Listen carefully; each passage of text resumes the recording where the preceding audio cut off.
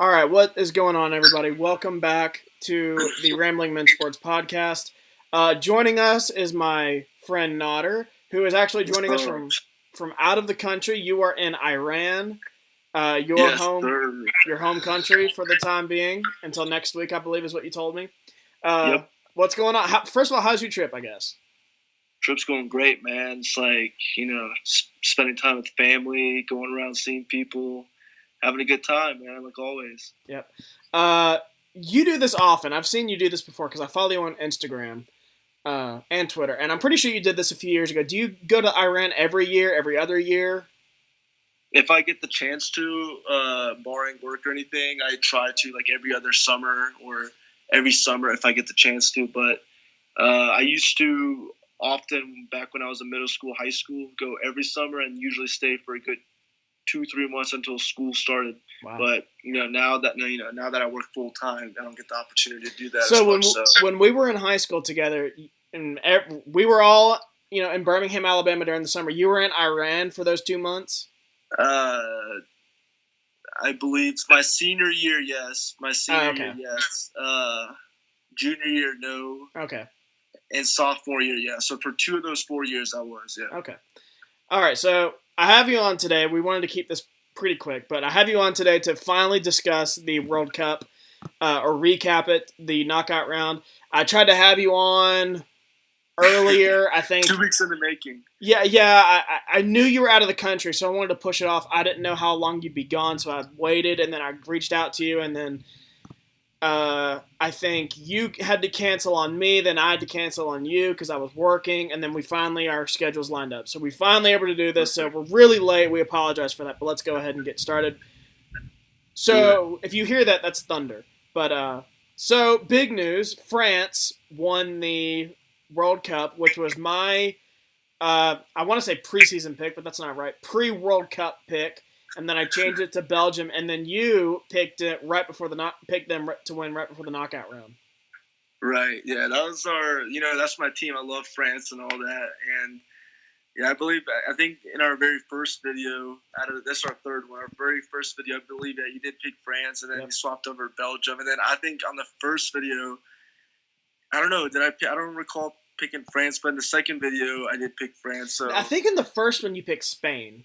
Yeah, I picked Spain, and then I reverted back to France, and I think the Final Four, I got the Final Four right and got the final right. So yeah, you did. I know you did. Did I as well? I think I did. Well, you had Belgium and England because That's right. I picked Belgium. Yeah. But yeah, I think that's what I meant. Though we had the same Final Four, but just I think you had France and Croatia, and I had Belgium and England. So we were pretty on the money. Yeah, we did pretty good. Yeah, we did pretty well. But so other than France, let's talk about France though. This is their second title now. Kind of, I wouldn't say surprising. They were one of the favorites, but they weren't the favorite. Let's talk about them for a little bit. France, in the group stages, they were sort of like, just got the job done, getting those 1-0. They drew against, I believe, Denmark in their group stage. I'm not sure, but, they didn't look too impressive. Like, let's say Brazil. Brazil looked pretty good, okay, in the group stage. Belgium looked really good. I thought Belgium overall, I think, had the best performance out of the World Cup, even though they lost to France. France just, got the job done, and then I guess was fortunate. They got out of the Argentina match. They snuck by Belgium, and then I think they were fortunate just to fall into a match with Croatia and not have to deal with a team like Brazil, avoid teams like Spain, the powerhouse teams that usually do good. Well, the one thing about this team, like you said, they never really played up to their potential, and that's what I was curious about when they reached the final against Croatia, is they still hadn't really reached their stride, and sure enough, they did. I think they blew them out, 4-1, 4-2, something like that? 4-2. I think Croatia got some goals in there. I think it was 4-0 at one point, but yeah, very talented team. We're going to get into this a little bit later, but I'm sure they're going to be around in 2022 too. Oh, yeah, they had the second youngest team after Nigeria, so we'll definitely see them. It'll be a tough task because we saw with Germany, it's very hard to repeat as a world champion. So absolutely, they're gonna have a tall task for themselves. And I believe when they first won it in '98, in the following World Cup in 2002, they didn't even make it past the group stage, just like Germany this World Cup. So I think this is where that trend started. Of maybe not. I think Brazil is the only team that won in 2002 and then got past the group stage in 2006. Yeah, they're the only one I believe in this trend where they didn't get out in the group stage and made it actually to the knockout. So we'll see what happens in 2022. I believe they have the right talent and the right chemistry to at least make it to the knockout, if not further. Okay. But so the second biggest story of the World Cup, other than probably France, is Croatia, who went on a magical run, to say the least. I remember you telling me before the World Cup started to watch out for Croatia, and they dominate their group. They get in the knockout round. I shouldn't say it's a knock against them, but they get on the fortunate side of the bracket where they didn't really have anyone to face. And they kept rolling and came back to beat England. I thought England had that in the bag. We'll get into them next. I know you're not an England fan, but let's talk about Croatia. Croatia, I thought they looked really impressive. Even in the final against France, I thought there was parts of the game where I thought they were more impressive than France was. They had more possession, I believe. They were creating opportunities. And it just came down to France capitalizing on their opportunities more than Croatia was. Yeah. And I believe there was a couple of controversial calls in the first half, especially with that handball, the penalty, and all that stuff. So, but other than that, Croatia I thought was amazing. Like, the game against England, they were down 1-0. They had to come back, go into the extra time, and get a late goal to advance. And then they snuck. There was a lot of games where they had to snuck out, like the Russia game went to PKs. I think Denmark was their first knockout game. I think all of their games were like PKs or extra time. So or added extra time. They were very close. So that's where maybe they just ran out of gas at the end. A lot of people were like, they've been playing 120 minutes for 3 straight games. Maybe they just ran out of gas against France, but overall, for a country of 4 million people, I thought they were very impressive. So that's what somebody said I think it was our friend Taylor Mason, who said, like, Croatia has the population of Alabama, and here they are in the World Cup. Or in their final, very impressive. Third place team, a team I thought was going to probably win it, before the knockout round started, was Belgium. Very talented team. I had kind of said I felt like this was their window to try to get it done. Third place isn't a bad finish, and they did lose to the eventual champions at least, but you could argue they probably should have won it. Yeah, this is obviously this is their golden generation of talent. I think they're going to have one more World Cup in them, this group of players, in which they can redeem themselves. Belgium, we all knew that, in their group, that England, Tunisia, and Panama, very easy group. We knew that the winner of the England game versus Belgium was going to win the group, and I believe we both picked Belgium to win that game and win the group. Yeah. And then when it came to the knockout stage, we saw two sides of Belgium. We saw a weak side of Belgium where they barely snuck out of a tough match with Japan. Mm-hmm. I believe they were down 2-0, and then they had to score like 3 goals in the final 20 minutes to just get out of that game. And then in the next game, they looked very impressive against Brazil, who was one of the favorites. Yeah. And me and you correctly predicted that Brazil would find a way to We did. We both. I didn't feel good about it. We both rolled with Belgium though, and they proved us right. I think even won 2-0, so kind of had it in check the entire game. Right. So Belgium after that was like, I said to myself, man, they can actually really beat France. But, in that game, I believe they had a lot more opportunities than France did. France just capitalized on one corner and, snuck out of a 1-0 game. And I believe in the final 10, 20 minutes, France was just trying to kill time just to get out of that game. Yeah. So that just shows how much respect they have towards Belgium, to where they just have to kill off time and not risk any,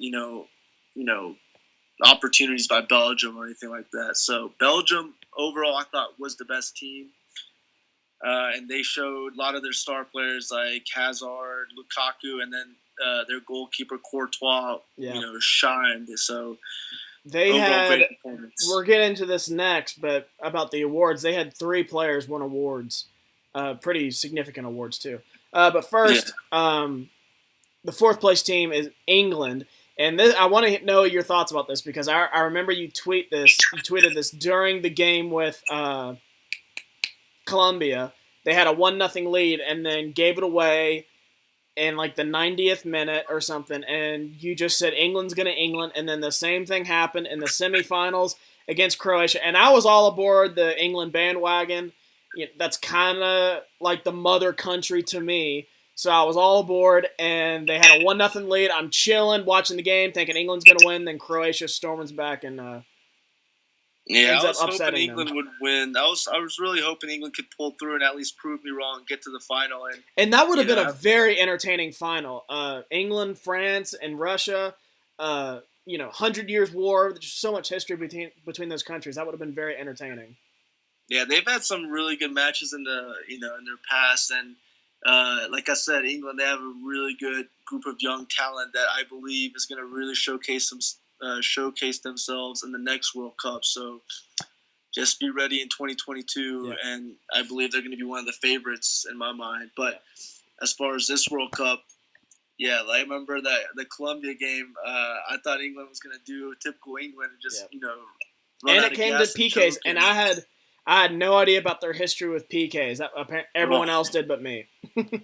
Oh, they have a horrible history with PKs. I don't think they've ever gotten out of a World Cup whenever it goes to PKs. So I was actually happy they got out of this World Cup. And didn't they win 2 matches to PKs or just 1? I thought they won 2 matches in PKs. It was just 1. Just 1? The next game they beat Sweden 1-0. Yeah, that's right. Okay, then Croatia. Yeah. Okay, I thought it was 2.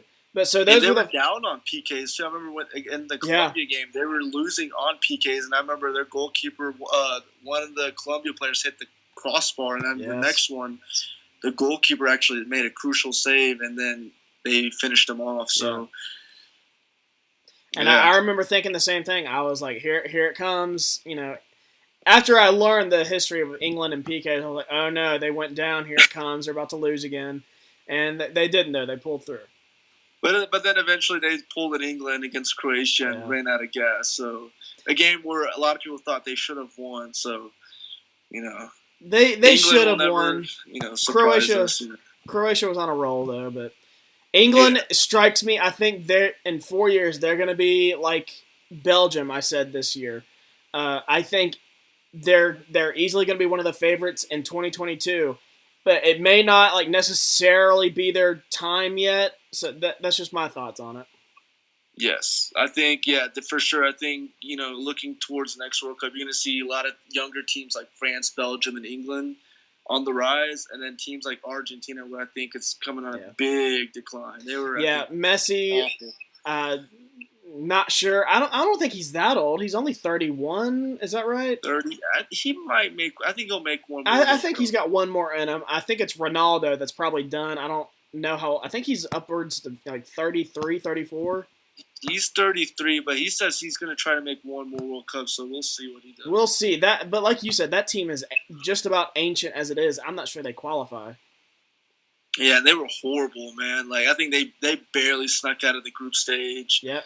And then in the France game, they actually looked pretty impressive in the France game, surprising enough. And, at the end, they ran out of gas, and France just dominated them. You're talking about, I don't think Portugal played France. They played Uruguay. No, I'm talking about Argentina. Oh, Argentina.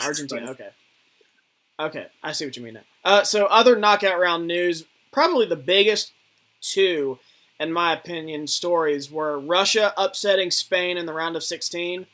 Probably fixed. Who knows? And then Mexico's round of 16 struggles continue. I can't remember where they're at. It's been a string of World Cups where they can't get out of the round of 16. Yeah, and it's always against these South American teams like Argentina and Brazil. They just, it's common history with Mexico. They're going to choke in the round of 16. I believe they'll do it again in the next World Cup. They'll impress in the group stage, beat a team like Germany, beat a powerhouse team, and then the expectations go, off the charts, and then come to the knockout stage, they'll find that way to choke it, and so that's my take on Mexico. Yeah. Just Mexico. Listen, I like our neighbors to the south, but just they think of themselves all high and mighty, because they're good at soccer. But in the last 20 years, the U.S. has been farther in the knockout round, and just they don't have that great of a history compared to the U.S. I know we failed to make it this year. That's really all they got on us.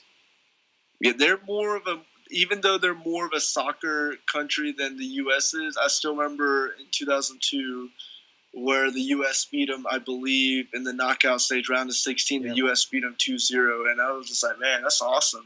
This U.S., soccer is like the third or fourth, fifth, most I'm not even sport. sure it's third. It might be fourth now. It might have overtaken hockey. Yeah, so, and for a soccer country like Mexico, it's, it's bittersweet how we can, beat them every time. So, and I believe the next World Cup will beat them as well. I think U.S. is on the rise. I think Mexico will be good, but I think U.S. is going to be really good come the next World Cup. Let's hope. But so awards, individual awards. We can talk about this a little bit. I don't really have any thoughts. Some of the big notes. Luka Modric of Croatia won the Golden Ball. Harry Kane from England won the Golden Boot. I don't even know how to pronounce his name. Thibaut Courtois. I'll just say, Courtois. From Belgium won the Golden Glove. And then best young player, to no one's surprise, was Mbappe. I don't know how to pronounce his first name, from France. Everyone was all over Mbappe's, all aboard the Mbappe train. All World Cup. And I actually thought he should have won the the best player award over Modric. I was actually, even though Modric was amazing and he deserved to win it as well, I actually thought Mbappe, coming off the championship team, I actually thought he deserved to win it all. And it's crazy for a 19-year-old to be playing at this high of a level over grown men. This guy's still a teenager and he's playing just amazing. In the Argentina game, completely outshined Messi. I don't think there was a game where he played bad. I think every single game he was just impressive. He was France's best player in every single game, and I think he's going to get only better from here. He has another 3 or 4 World Cups in him, and I remember the very first video I was like, watch out for this guy. This guy is going to impress and stuff like that. And now here we are. He's easily probably the biggest star of the World Cup. So, I'll go ahead and call it right now. I'm not sure if he's eligible. That is one. But Christian Pulisic will win the best young player in 2022. Well, in 2022, he'll be 23. That's what I mean. I'm not sure if it goes by age or your first appearance in the World Cup, but I think he, if he's eligible, he will win it.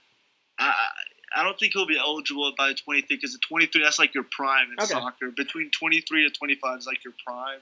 Okay. So at that time, probably someone that's 15 now will probably step up to the plate and be 19 and impress and win the young player. He just misses out. Yeah. But this is actually a great segue. So looking forward to 2022. Anyone you really like? One thing I know we need to talk about, because we are both from the South. Obviously, you love soccer, but we are also huge American football fans. We both love our Green Bay Packers. You love the Alabama Crimson Tide. But the 2022 World Cup is going to be held from November to December in 4 years. I understand it's in a desert. It's hot. I understand the reasoning for it. This is going to be terrible for the U.S. Just fans in general. We are not going to care about the World Cup while college football and the NFL is on. And especially since it's 8 hours away, it's early in the morning. We're not waking up for that. Yeah, it's going to be basically the same time as it is for me right now. Yeah. So if I'm let's say if I'm in Iran during that time, it'd be perfect. But who knows? I believe the best time would have been if they would have had it in January up until February. Where that would have been perfect. College football, we kind of get into it. And then that, have it January, February, and then it goes right into March Madness for us.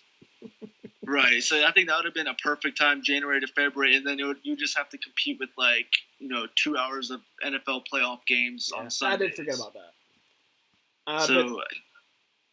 Yeah. But it depends. It depends. I don't think it will interfere with the times of college football and the NFL. It shouldn't. Because more than likely, whenever they play, if I had to guess, it'll probably be early morning for us. It'll probably be early. It's the same time as Russia, basically. So it'll probably be early morning before all the college football NFL games. So, for U.S., I would say terrible as far as a viewership standpoint, but we'll see how FIFA handles it.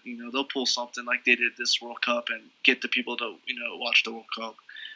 But I'm excited for it. I'm excited for every World Cup.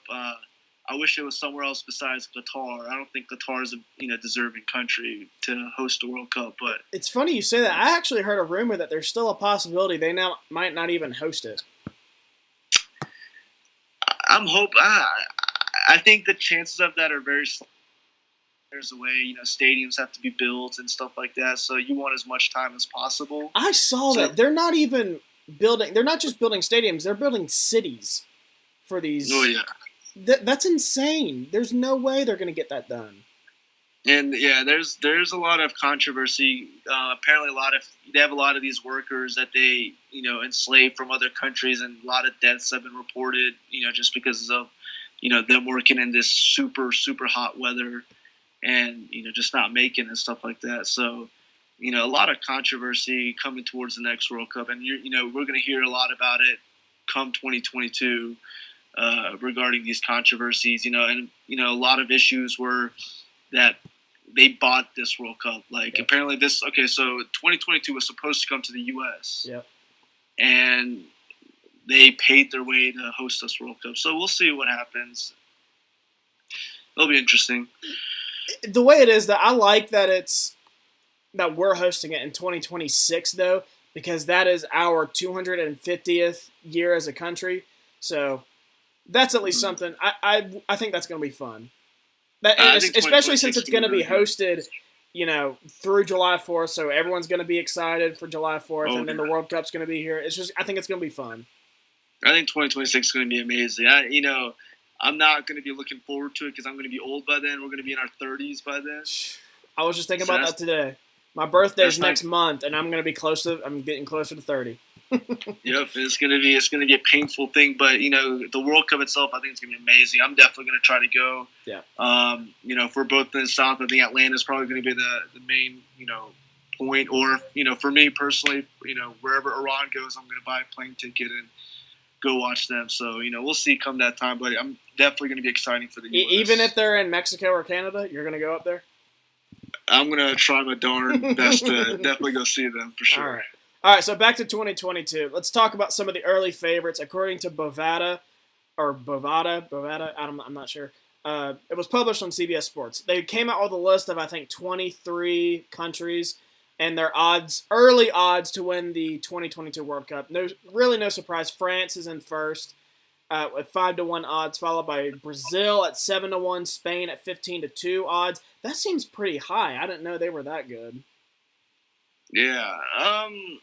If I had to take my take on the odds, I would say for me, France and Brazil. I'm worried about France. Just because of the curse of trying to repeat, I'm worried about them. I can see Spain being good because they have a lot of good young talent. I can see them redeeming themselves, being a lot better. I think Brazil, me and you agree, they got to prove it to us. I think they're going to find ways to choke. Yeah. If I had to pick right now, I would pick Belgium. I think, them finishing third is going to be sort of like the Spurs against the Heat, where they lost to the Heat the first time, and then they just had this big chip on their shoulder, and then they came back and won the following year. So that's how I look at it with Belgium. I think they're going to have a huge chip come 4 years. They're going to have all these, this golden generation of players coming back. Yeah, I'm looking for them to be good. They're actually in fifth, the best odds. After Spain, it's Germany at 8-1, and then Belgium at 11-1. Argentina actually at 12-1, and then followed by Italy at 18-1, Netherlands at 20-1, and then England at 20-1. I think England might be pretty low. I know you really like them. In 4 years, that's obviously going to change. And And then let's just go ahead and mention the U.S. down there, 80-1. That honestly seems pretty good to me, considering U.S. soccer. I think U.S. is going to impress the next World Cup. People are doubting U.S. just because they didn't make this World Cup. I think come 2022, I think not only they're going to make the group stage, they're going to make it out of the group stage. I think they're going to impress a lot of people, and they might shock one of the powerhouse teams and knock one of them off. So I'm looking forward to the next World Cup for the U.S. As far as you mentioned, Belgium 5th, and then Argentina, Italy, Netherlands, and England.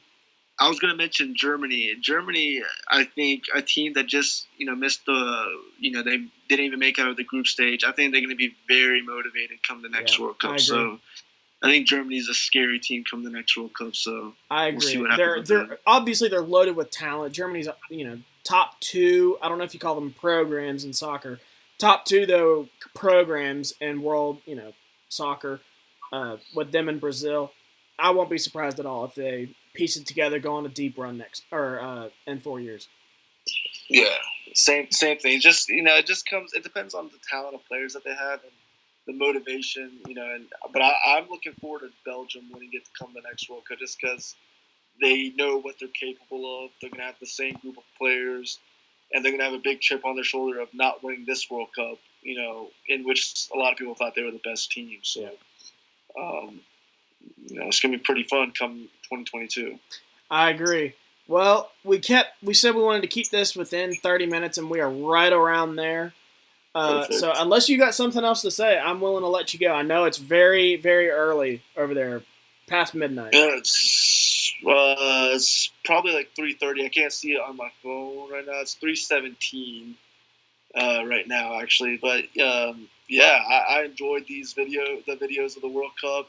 World Cup's obviously, I think personally it's my favorite event every 4 years. It's something I look forward to every 4 years, and I'm hoping everyone enjoyed it as well. And looking forward towards the next World Cup. And for the casual soccer fan, follow the English Premier League, follow all these other European leagues, the MLS, and hopefully the popularity of soccer just grows everywhere. I got one more thing. I got one more thing to ask you. I'm pretty sure you're a LA Lakers fan, correct? Oh yeah, I love the Lakers. All right, so I got to ask you about LeBron James coming to LA. Oh man, I don't know. I'm not the biggest LeBron fan just because I love Kobe. I'm a diehard Kobe fan, but it's going to be great for LA. It's going to be something to look forward to. We haven't made the playoffs in the past 5 or 6 years, so it's something to be excited about. I was more hoping Kawhi Leonard would come to us than LeBron James, but I'm very happy that with LeBron coming, we didn't trade any of our young guys. I think Brandon Ingram's going to be a superstar in the next couple of years, so I'm just very happy we didn't trade any of them for Kawhi Leonard, and we're just going to wait one whole year, and hopefully we don't get Paul George and have Kawhi Leonard go elsewhere or stick with Toronto. So come next summer, hoping Kawhi Leonard signs, and once the Warriors get old, we'll be the next super team in the NBA. So looking forward to it with LeBron. Yeah, very possibly. Well, all right, man. LA Bron. Yeah, LA Bron. Thank you for coming on again, especially from all the way out in Iran or Iran. Yeah, always fun to have you on. Love talking some soccer with you, even though I don't really know a lot about the sport. Appreciate it, man. It was, I had a great time. 3 videos. We did first video went over an hour. Yep. Felt like it was like only 5 minutes. I can go forever talking about soccer. And, speaking of the English Premier League, when does that come back? It's usually in the fall, correct? No, usually mid-August, early to mid-August. Well, that's what I meant. I meant around that time. We're very, very, very soon, in the next week or so. So looking forward to that as well. Maybe. I go to work at 6 a.m. now, so who knows? Maybe I might catch some games. Saturday. That's right, Saturday mornings. Okay, that's possible. Maybe It's usually 9 a.m. on Saturdays. Maybe I'll wake up early and before college football starts and get me some English Premier on. Oh, I'm excited for college football. Roll Tide. Yep. I don't agree with the Roll Tide, even though I do like Alabama, but I do agree. I'm excited for college football. Gonna be fun. Yeah, absolutely. But it was a great time, man. I really appreciate being on, and best of luck to the podcast, and hopefully the podcast just grows from here. All right, my man. Thank you very much. All right, man. I appreciate it. You guys have a good night. All right, you too. All right, bye-bye. Later.